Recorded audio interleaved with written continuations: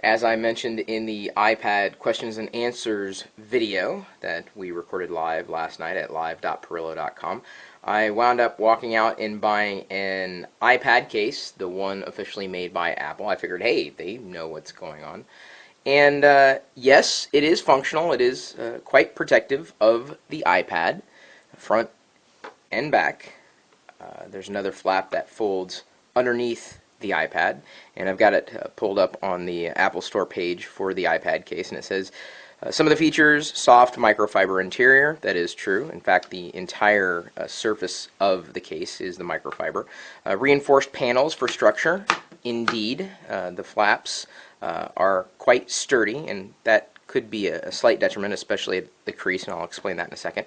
Lightweight enough to carry anywhere, folds horizontally or vertically to hold iPad or typing on the on-screen keyboard, and holes for the various ports, jacks, and switches.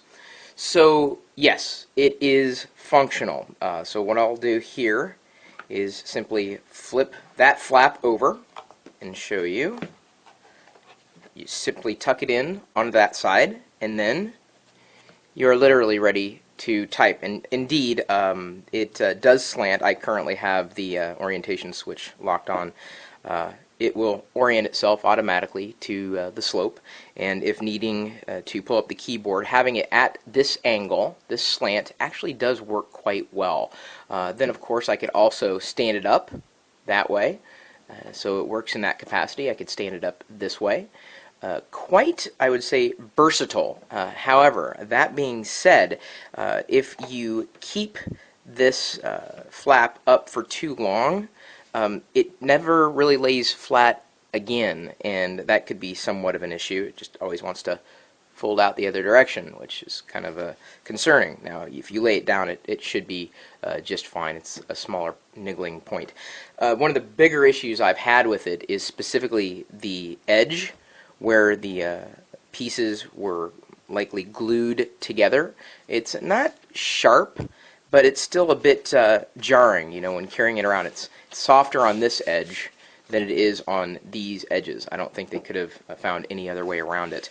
As I said, a flap tucks in behind the iPad to keep it in place. You could probably also slide things in there if you wanted to. The other issue I've had with this is specifically the amount of dust that collects on the iPad itself. That is, to me, annoying, because I have this beautiful piece of hardware, and when I wipe it off with a microfiber cloth or something of the like, something that's not going to scratch the surface or the screen, it leaves dust particles and hairs and everything that collects inside the perimeter where the flap meets the iPad. So is there a way around that? Potentially, and it could very well be that either a glossy skin could be inserted, not just above the iPad, but specifically on the area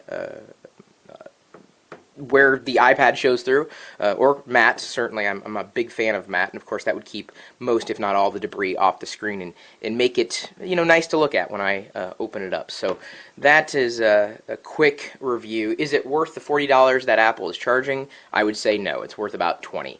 And I'm expecting to see a wide variety of iPad cases, hopefully finding a better one, something that doesn't necessarily look nicer. I mean, this looks nice. It's just some of the things I wouldn't expect with a $40 product. Doesn't take anything away from the iPad. That's the good news. But everything else, I think, leaves something to be desired. So that's just my opinion. My email address, chris@perillo.com. Of course, we've got a community of tech enthusiasts, geeks.perillo.com. My blog, chris.perillo.com.